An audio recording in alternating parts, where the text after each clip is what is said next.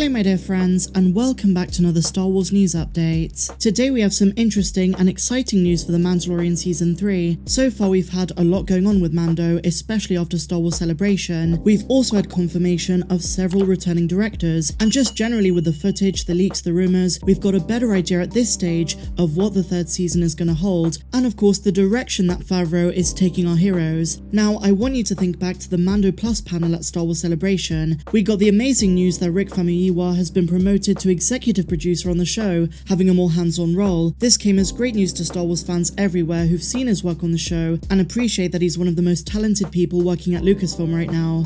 Well now my dear friends, in a newly published interview from just after Celebration, Carl Weathers confirmed that Rick is going to direct multiple episodes of Season 3. Carl himself is also going to be behind and in front of the camera once again, and in this interview he praises and speaks very highly of his colleague. Outside of and within the Star Wars universe, Rick Famuyiwa has an impressive portfolio. Within The Mandalorian he directed Chapter 2 The Child, a decisive and well-executed second episode of Season 1. He directed and co-wrote Chapter 6 The Prisoner, and in Season 2 he directed and wrote Chapter 15 The Believer, which arguably is one of the most profound and well-written episodes of the series so far. A fun and intense adventure on the planet of Morak, with a political subplot that showed everyone how you do the story of a defected stormtrooper correctly.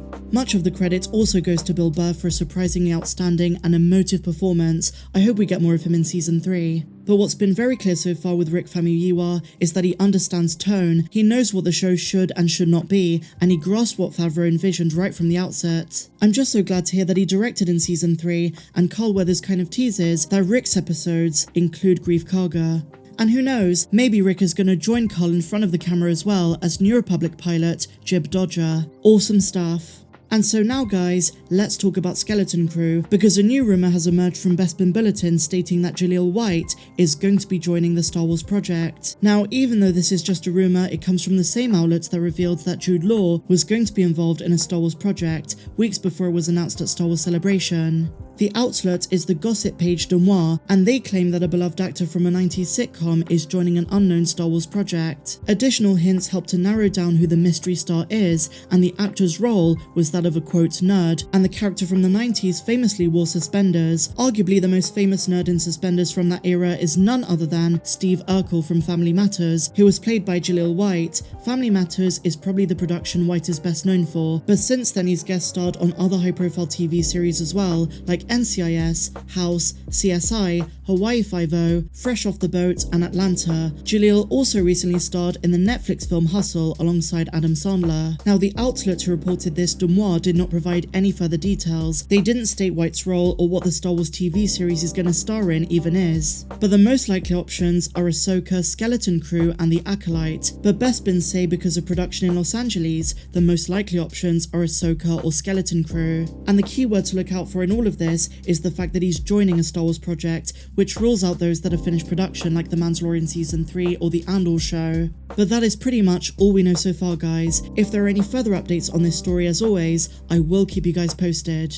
And so now just a quick word on Star Wars Andor. Yesterday some new footage emerged in a TV spot which I reported on, but what many fans have noticed on the official Star Wars social media pages is that marketing is about to begin on a large scale for the show, and we know that there's a full trailer coming soon. The teaser dropped at the start of Star Wars Celebration, but now we await the final one. As for when we can expect it, given Lucasfilm's recent marketing history, they tend to release the final trailers about a month out, so I would not be surprised if it drops in the final week of July, or as late as Monday, August 1st. In either case, it's coming soon, and my prediction is that the final trailer is going to have a different feel to the teaser, and the reason I say this is the scope of the series is pretty wide. Diego Luna even teased it's not a binary show. This is about a rebellion that is of galactic scale. People are rising up, the famous words of Mon Mothma. So I won't be surprised if the final trailer shows us something very different in the show to the teaser. But whatever the case, I'm here for it, and the final countdown has begun. And so now, my dear friends, we have answers for the Grand Inquisitor from the Kenobi series. Dave Filoni has at last opened up about the live-action adaptation. Let's see what he had to say. As soon as the first teaser trailer dropped for Obi-Wan Kenobi, it was very clear that the Inquisitors were going to have a strong presence in the show. while Reva the Third Sister played a role as the primary antagonist until Darth Vader made his full presence known. The other Jedi hunters were deeply involved in tracking down Kenobi as well, notably the Grand Inquisitor, who returned to the show after injury in the penultimate episode. Initially appearing as one of the first villains in Star Wars Rebels and voiced by Jason Isaacs, Rupert Friend provided the Grand Inquisitor's live-action debut for the character. Much of the fan discourse during the build-up to the series was centered around the former Jedi Temple guard, notably how in live-action he doesn't look right as a Padawan. The Grand Inquisitor's presence was roasted to no end, and the character's look didn't line up with the Padawans we see in Revenge of the Sith. But Rupert Friend's performance removed all distractions. He was great in the role and in my opinion embodied the character well. Adapting animated entities into live action has always been a balancing act for Lucasfilm. Whether we're talking about Saw Gerrera, Ahsoka Tano, Cad Bane, and of course in the upcoming Ahsoka series, the Ghost Crew, it's never easy but generally they've been pretty accurate. But now, Dave Filoni has opened up about adapting characters from animation into live action, and for him getting the details right is simply a matter of approach. The official Star Wars website released a piece delving into the weapons of the Inquisitors, detailing the early aspects of the creative prospects, and they revealed that it was advice from Dave Filoni during an early session with him and Deborah Chow that gave prop master Brad Elliott a perspective on how to approach the creation of Inquisitors in live action, especially their lightsabers. And here is the meat and potatoes. Dave Filoni basically said, imagine the live action came first, and the animated material is an exaggerated version of the live action. So while some fans saw it the other way around because Rebels came first, Dave is saying Rebels is the exaggerated version. And with that in mind, we can assume other characters that are coming into live action in the future are going to have this approach used on them. For example, Zeb Orrelios, if he comes into live action in the Ahsoka series, is probably going to look very different. And the same can be said for others like Hera Syndulla, but then again, we know what Twi'leks look like in live action. But this process of basically saying the animated version is exaggerated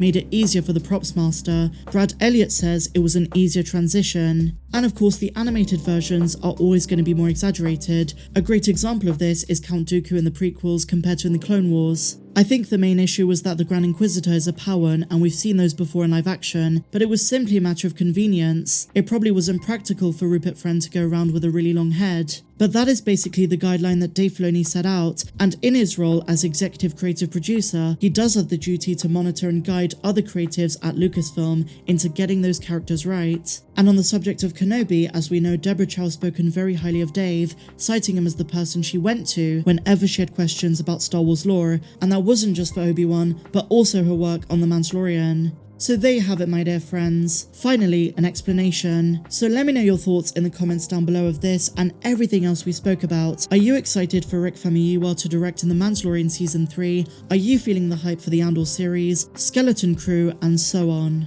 If you enjoyed this video, my dear friends, please be sure to give me a big fat thumbs up, subscribe to the channel if you're new, and I'll see you in the next one. May the Force be with you always. I'm Star Wars Meg. Have a good one.